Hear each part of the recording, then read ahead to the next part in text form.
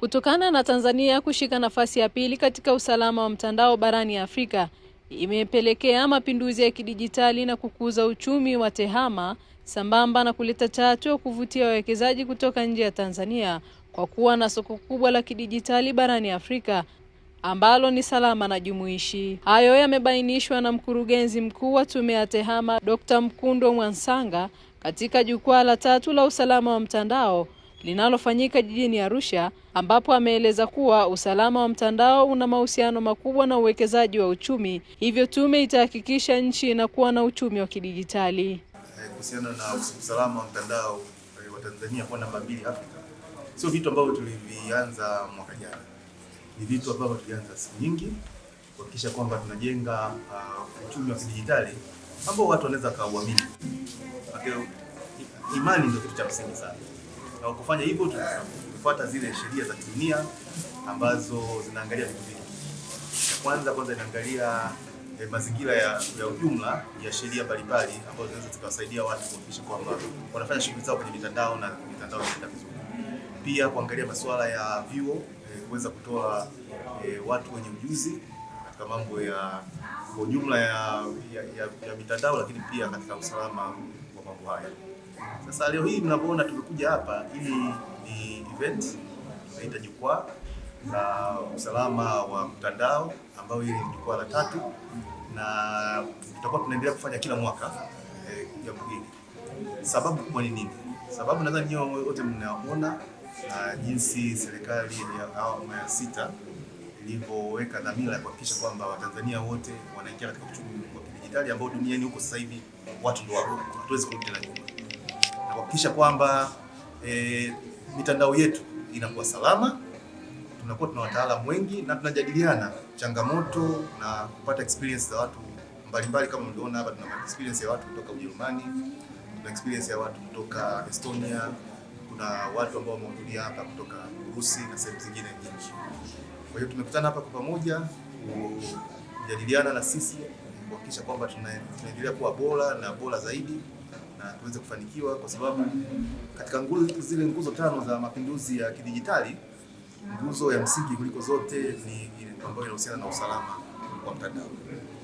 Na nadhani hapa mmeona mtaalamu wa kwanza alipotoa mada yake amezungumzia ulinzi, masuala yote yanayohusiana na taarifa za mtu binafsi. Kwa sababu kama mimi nilivyosema katika speech yangu kwamba katika uchumi wa kidijitali ukiangalia oil ya uchumi wa kidijitali ni data. Na wanaozalisha data kwa kiasi kubwa ni binadamu. Kwa hiyo wale wanaozalisha inatakiwa taarifa zao ziweze kulindwa. Na nadhani jana mmeona vizuri Mheshimiwa Rais amezindua taasisi ya serikali ambayo yenyewe itakuwa inafanya kazi kubwa hiyo ya kuhakikisha kwamba taarifa za watu binafsi wanaotumia mitandao Tanzania, sio tu raia, mtu yote anatumia Tanzania, zinalindwa vizuri ili watu waweze kutumia hizo taarifa katika masuala ya kijamii, masuala ya biashara, kwa sababu mambo haya yana dimension ya biashara. AI haiwezi kufanya kazi bila kuwa na taarifa. Kwa hiyo yenyewe matumizi yake makubwa, vile vitu faida zote tunazozipata pale tunapoweza kuchakata taarifa nyingi za watu au za vitu mbalimbali kuweza kupatia kitu tunachotaka. Sasa hii sheria na uzinduzi uliofanyika jana, yote hayo ni maandalizi ya kuipeleka Tanzania kufikia katika level ambayo tunasema itakuwa imeshafanya mapinduzi ya kidijitali. Mapinduzi ya kidijitali ukiulizwa kwamba utayajuaje, ni pale ambapo tunaanza kutumia teknolojia hizi kama hiyo akili mnemba, kuna mambo mengine ya big data, blockchain na sehemu zingine zote ambazo hizo zote zinahitaji taarifa. Kwa hiyo tumeshatengeneza msingi wa kutupeleka katika mapinduzi ya kidijitali kama inavyotakiwa kufanya. Kwa upande wake, Profesa Leonard Msele ambaye ni mwenyekiti wa bodi ya tume ya tehama amesema shughuli za kijamii, kiuchumi na kiserikali zimehamia kwenye mtandao, hivyo ni lazima kama bodi kuhakikisha taarifa za watu zinakuwa salama. Kama sehemu ya dunia, hatuwezi kuacha kujenga uwezo wetu kuelekea uchumi huu, kwa sababu tayari dunia nzima iko. Matibabu inaanza kutumia mfumo wa kidijitali mpaka kuendesha magari, viwanda na kadhalika. Kwa hiyo hilo ni kwa ujumla tu kwamba halina mjadala na ni jambo la kimaendeleo kwa dunia nzima, na sisi kama sehemu ya jamii ya dunia tuko. Lakini kimsingi turudi kwenye hili la hapa la leo ambalo linahusiana na masuala ya usalama wa mitandao. Sasa hivi unafahamu pesa tunapata kupitia mitandao. Pesa tunazipeleka na kupokea kwa kupitia njia za mitandao. Masuala ya taarifa zetu za kiafya, za kiusalama yapo katika mfumo wa kidijitali. Kwa ina maana maisha yameondoka kwenye, yani shughuli zetu kubwa kabisa za kijamii, kiserikali na kibinafsi zimeingia kwenye mfumo wa kidijitali. Sasa ni lazima kuwe na usalama kwa sababu na wakora wamehamia huko. Sasa ni namna gani tunajiandaa kama jamii kuhakikisha kwamba maisha ya watu katika huu mfumo mpya wa kimaisha yako salama, pesa zako ziko salama, taarifa yako iko salama, data zako ziko salama. Ni kuweka forum kama hizi ili kuweza kushirikishana kwenye ule utaalamu ambao unahitajika ili tuweze kuhakikisha kabisa kwamba Tanzania digital realm ina usalama. Na kwa hili ni kuambieni ukweli kwamba kuna hao wanafunzi wa chuo kikuu cha Dodoma ambao mtawaona kesho na vyuo vikuu vingine. Kwa Tanzania nina hakika kulingana na mitaala tulionayo na focus ambayo imewekwa tuko vizuri, lakini nilikuwa natamani sana kwamba forum kama hizi ziwe nyingi zaidi. Mimi ni mwalimu na ninapofundisha siangaliagi mwanamke mwanamke. Na nitakwambieni ukweli wanachokiana. Hao waliokuja hawakuja kwa sababu wamekuja kwa sababu ni Watanzania wenye uwezo. Ninavyofahamu mimi. Na kulikuwa mwaka huu imefanyika kitu kinachoitwa Tanzania Cyber Stars. Tunafanya kila miaka. Na yudomu kwa miaka zaidi ya 5 mfululizo inakuwa inachukua nafasi ya kwanza mpaka. Lakini mwaka huu ni mtoto wa kike nafikiri amechukua nafasi ya 4 kutoka Arusha Institute of Accountants Arusha. Sasa hakushinda kwa sababu ni mwanamke. Ameshinda kwa sababu ameweza kufanya hayo mambo. Kwa hiyo pamoja na emphasis inayowekwa kwenye gender, nadhani mara nyingi tuweke hiyo emphasis kwenye gender kwa wale watoto wa Kitanzania wanaonyimwa fursa kutokana na kuwa watoto wa kike. Lakini akishafika huko kwenye mfumo wa kawaida, swala la gender huwa halipo, na kwa bahati wanafanya vizuri. Kwa hiyo huwa hapa hawakuja kwa sababu tu kwamba ni wanawake, hapana. Wamekuja kwa sababu wana uwezo na wameshindana na wameweza. Hapa kuna mmoja nimemkuta yuko Voda na amesoma Tanzania, mtoto wa kike. Yuko kwenye ile kikosi cha Voda cha mambo ya usalama mitandao. Lakini mimi sikumfahamu wakati namfundisha. Na hakwenda kule kwa sababu ni mwanamke. Alishinda hii kwenye Tanzania Cyber Stars competition na amekwenda kwenye ajira kama Mtanzania mwingine yoyote ile. Kwa hiyo kifupi niseme tu kwamba mimi sio mtu mmoja ambaye ni shabiki sana wa masuala ya gender. Nitakwambieni kisa. Bibi yangu, mimi babu yangu alikufa mwaka 31. 1931. Lakini bibi alikataa kurithiwa na mwanamume yote na akachukua mashamba ya mmewe yote na ng'ombe wote na akakataa mwanamume kumrithi, akatafuta mwanamume aliyemtaka yeye na akazaa naye. Na watoto wake wanaitwa James Mariana, Alois Mariana, yani mpaka jina la babu lilisahauliwa kwa sababu ya jeuri ya bibi. Kwa hiyo ni jeuri ya mwanamke tu mwenyewe kuamua kwa sababu fursa zipo. Naitwa Sakina Suleiman Msonde, ni mwadhiri msaidizi kutoka Taasisi ya Teknolojia Dar es Salaam, DIT. Nimekuja hapa kama mshiriki na kwenye masuala ya ni mtaalamu wa masuala ya cyber security.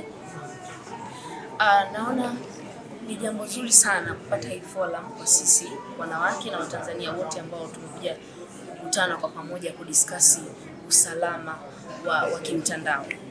Tumeona kwamba kwa upekee mkubwa sasa hivi masuala ya ukatili wa kimtandao umekuwa ni makubwa sana, especially kwa wanawake. Kwa hiyo mimi kama mtaalamu wa masuala haya ya usalama wa kimtandao nimeona tumepata fursa nzuri sana ya kudiskasi na kuona namna gani tunaweza tukafanya mtandao wetu au cyber yetu ya Tanzania ikawa ni salama kwa kila mtu, especially mtoto wa kike. Tumeona wakati mwingi unatokea watu wanatumia picha za watu tofauti na matakwa ya watu kwenye mitandao ya kijamii. Kwa hiyo tuna sisi kama wataalamu na taasisi mbalimbali tuko hapa kuona namna gani tunaweza kusaidia nchi yetu katika masuala ya usalama wa mtandao.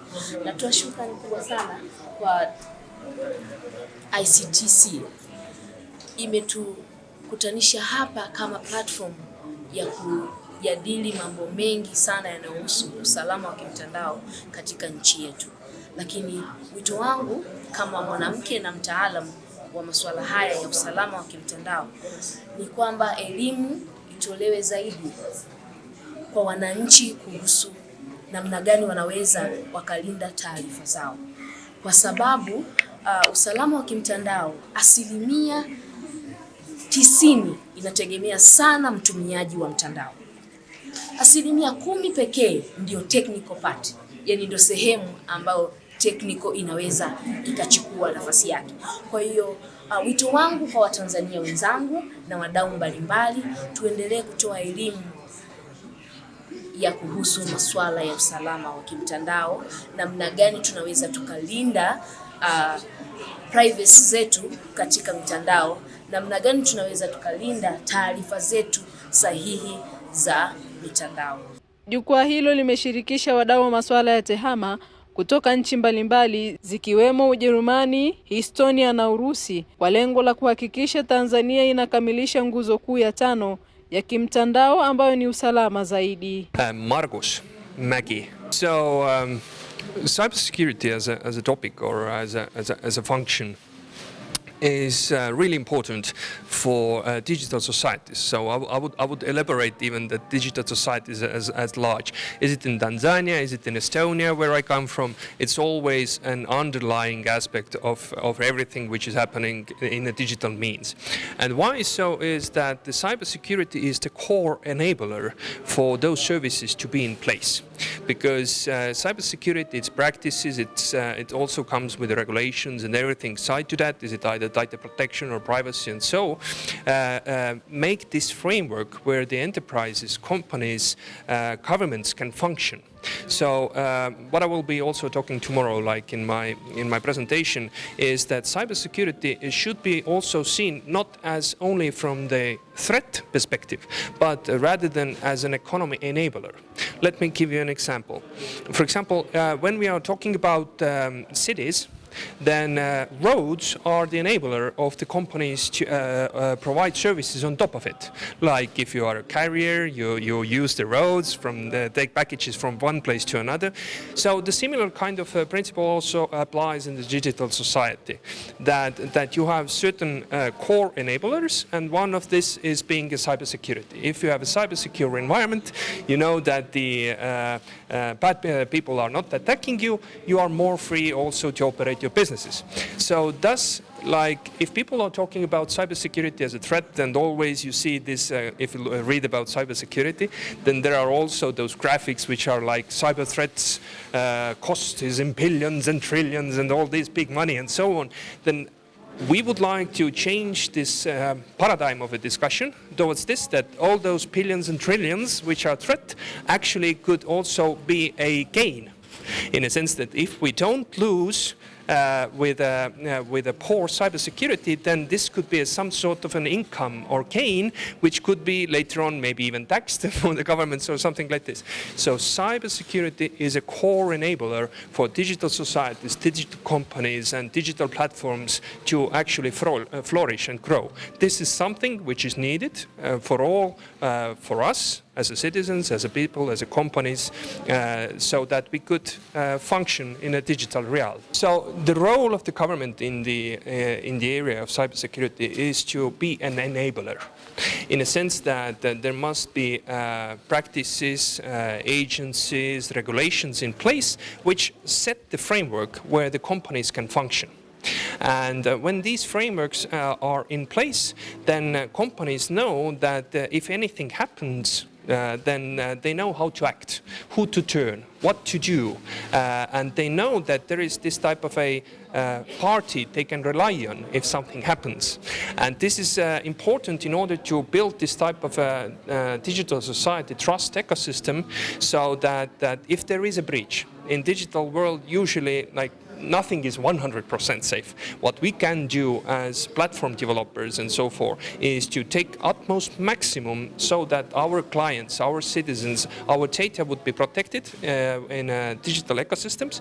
But if something happens, then we know that from private sector you have a good partner in the public sector who you can rely to, ask help for, and be transparent with, because private and public sector in digital ecosystems need to be partners, not that the government is seen as a,